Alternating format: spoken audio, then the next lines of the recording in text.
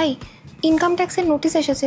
ITR তো আমি সময় মতোই দিয়ে দিয়েছিলাম। আরে টাইমে ভরেছিলি সেটা তো ঠিক আছে, কিন্তু আইটিআরটা কত টাকার ভরেছিলি? 1.5 লাখ টাকার আইটিআর ভরেছিলাম আমার ইনকাম অনুযায়ী।